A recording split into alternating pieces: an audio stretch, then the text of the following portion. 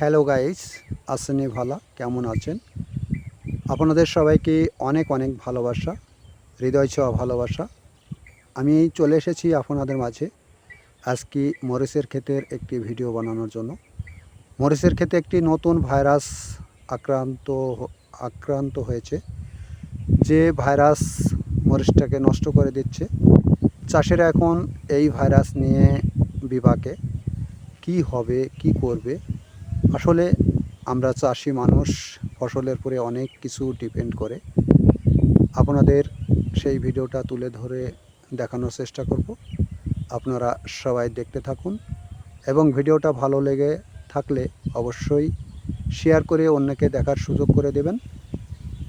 আর আমার চ্যানেলটা সাবস্ক্রাইব করে পাশে থাকবেন। আমিও আপনাদের পাশে সবসময় সর্বদাই আছি। Thank you so much.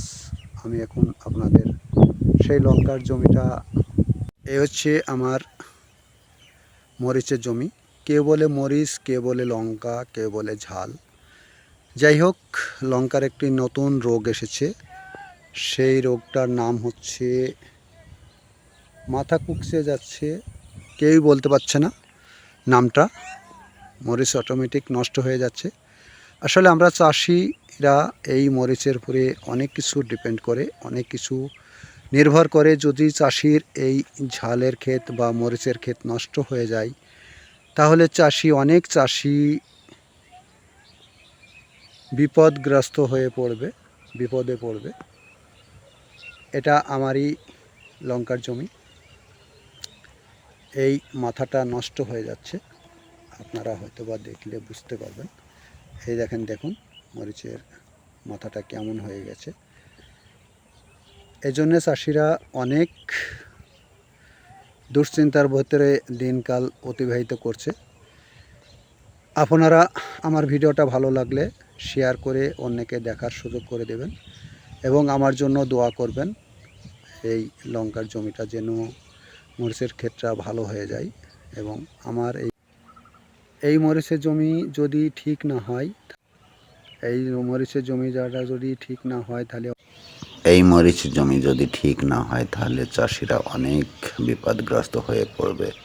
তাই আপনাদের কাছে অনুরোধ, আপনারা মন খুলে দোয়া করবেন যেন এই ভাইরাসটা অতি তাড়াতাড়ি সেরে যায় এবং অনেক চাষি যেন লাভবান হতে পারে, লাভ করতে পারে। অনেকে দেখা যায় যে জমিন রিজ নিয়ে আবাদ করে, এই আবাদে যদি মার খেয়ে যায় বা নষ্ট হয়ে যায় তাহলে অনেক চাষি পথে বসে যাবে, অনেক চাষির ক্ষতিগ্রস্ত হয়ে যাবে, সংসার চলবে না। অনেক চাষির এই ঝালের বা মরিচের উপর নির্ভর করে সংসারের আয় বরকত। তাই আপনারা সবাই দোয়া করবেন যেন মরিচের এই ভাইরাসগুলো ঠিক হয়ে যায় এবং আপনারা দেখবেন, অন্যকে দেখার সুযোগ করে দেবেন, ভিডিওটা শেয়ার করে দেবেন বেশি বেশি করে।